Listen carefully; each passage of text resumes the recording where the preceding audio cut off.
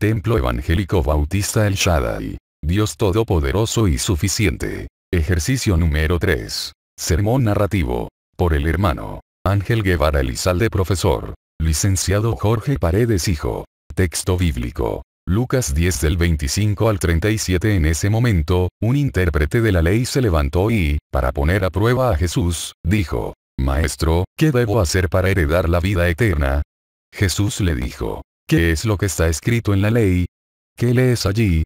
El intérprete de la ley respondió: Amarás al Señor tu Dios con todo tu corazón, con toda tu alma, con todas tus fuerzas y con toda tu mente, y a tu prójimo como a ti mismo. Jesús le dijo: Has contestado correctamente. Haz esto, y vivirás. Pero aquel, queriendo justificarse a sí mismo, le preguntó a Jesús: ¿Y quién es mi prójimo? Jesús le respondió: Un hombre descendía de Jerusalén a Jericó, y cayó en manos de unos ladrones, que le robaron todo lo que tenía y lo hirieron, dejándolo casi muerto.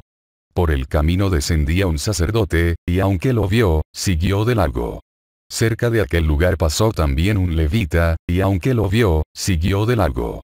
Pero un samaritano, que iba de camino, se acercó al hombre y, al verlo, se compadeció de él y le curó las heridas con aceite y vino, y se las vendó. Luego lo puso sobre su cabalgadura y lo llevó a una posada, y cuidó de él.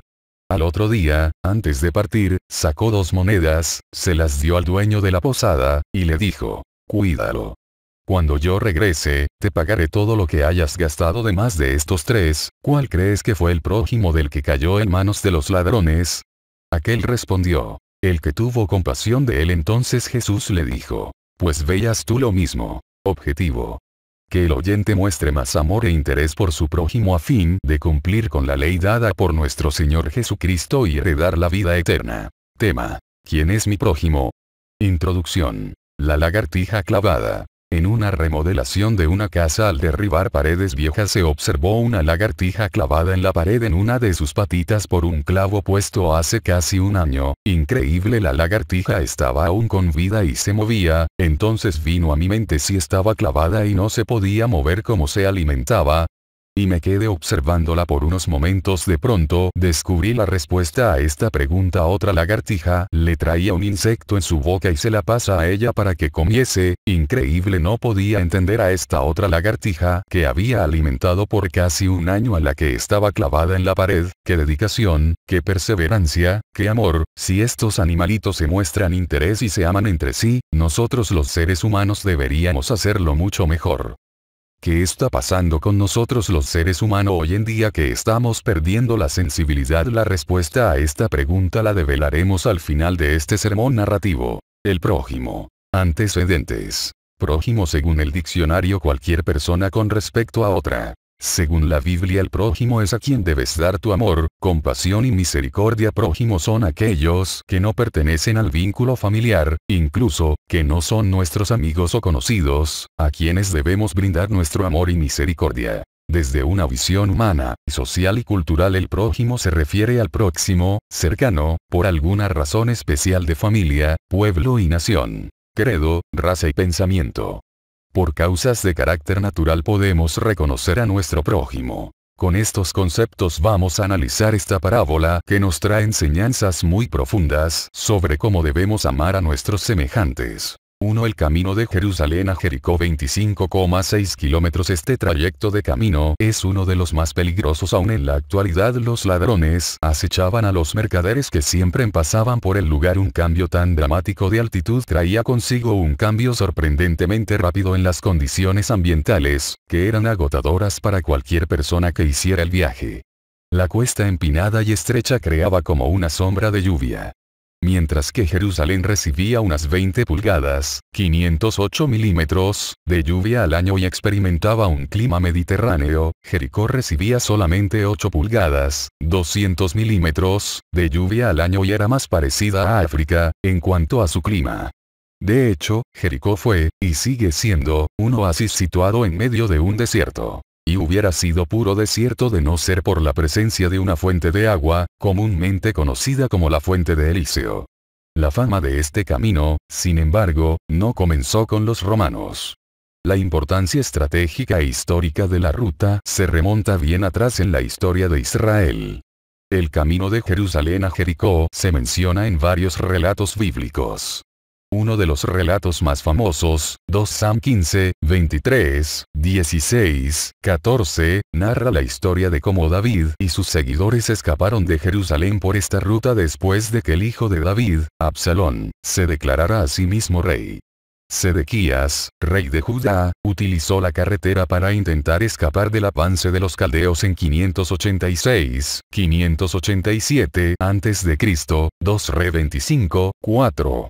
600 años más tarde, Jesús viajó por este camino cuando avanzaba en su ministerio hacia Jerusalén, MS 10, 46, 11, 1.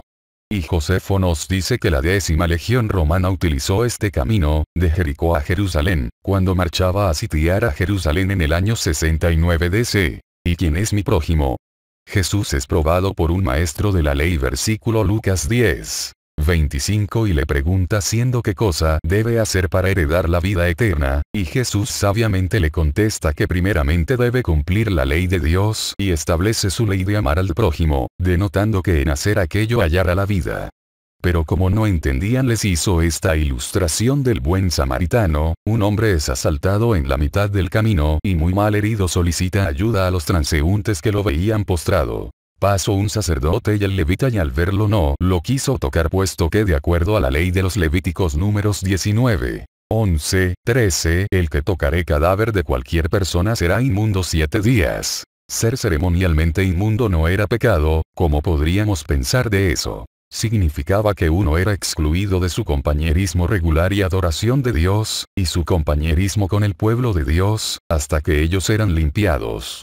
Estos dos deberían haberlo ayudado apelando a su sentido común de humanidad, pero decidieron ser legalistas y solo regirse a sus reglamentos. La pregunta es, ¿a bien esto Dios estaría de acuerdo con ellos? No, ¿verdad? Es por eso que con la venida de Cristo Dios vino a perfeccionar la ley. Jesús lo volvió a decir: y amarás a tu prójimo como a ti mismo. Luke 10, 27. Pero un samaritano, veamos de dónde provienen. Según la tradición, son descendientes de Manasés y Efraín, hijos de José. En el año 926 AC, las tribus del norte se rebelaron contra el rey Roboam, hijo de Salomón. De esta rebelión surgieron dos reinos: el de Israel, en el norte, con su capital en Siquem, hoy Nablus, y el de Judá, en el sur, con su capital en Jerusalén.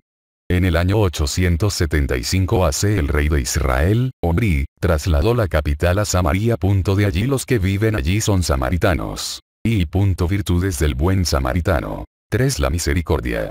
La misericordia es la capacidad de sentir compasión por los que sufren y brindarles apoyo.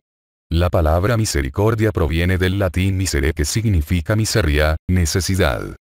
Cordis, que indica corazón, y ia, que expresa hacia los demás. Este concepto solo era conocido por los sacerdotes levíticos, pero no lo pusieron en práctica. Hoy en día muchos ministros no son sensibles con la necesidad de sus hermanos, y cuando están ausentes, ya sea por algún problema de salud o económico, no organizan cruzadas para visitarlo y ayudarlo. Por supuesto que gracias a Dios en nuestros templos sí hay hermanos con esta sensibilidad.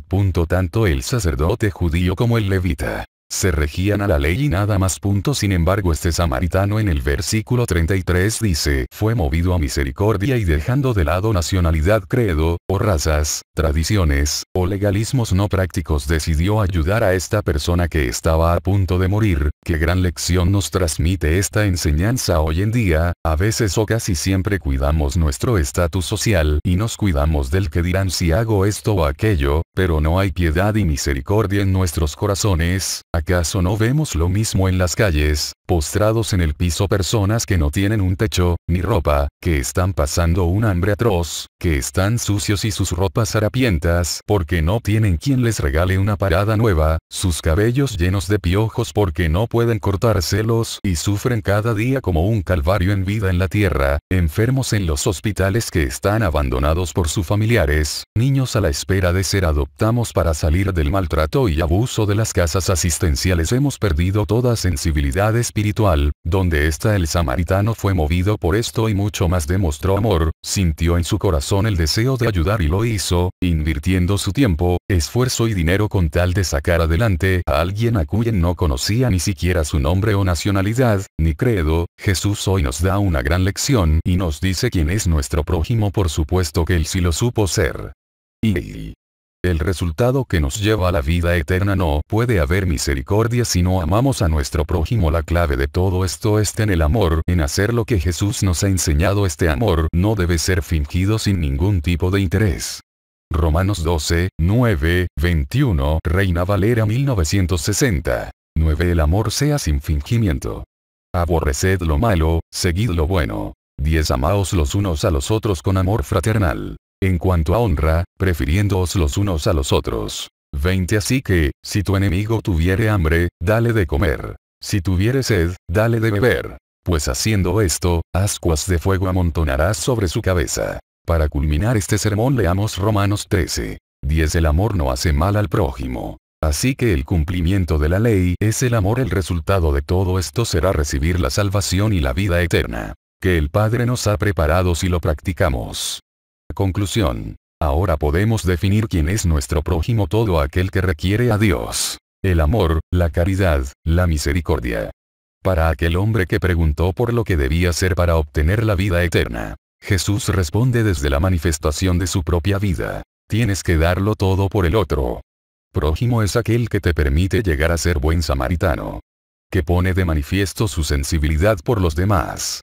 Contrasta mucho que, teniendo esto claro, muchas veces nuestro obrar resulta equivocado, excluyente, inequitativo y en casos injusto. Nuestro obrar, aun con apariencia de bien y rectitud, resulta indolente, indiferente y muchas veces perverso, distante y lejano.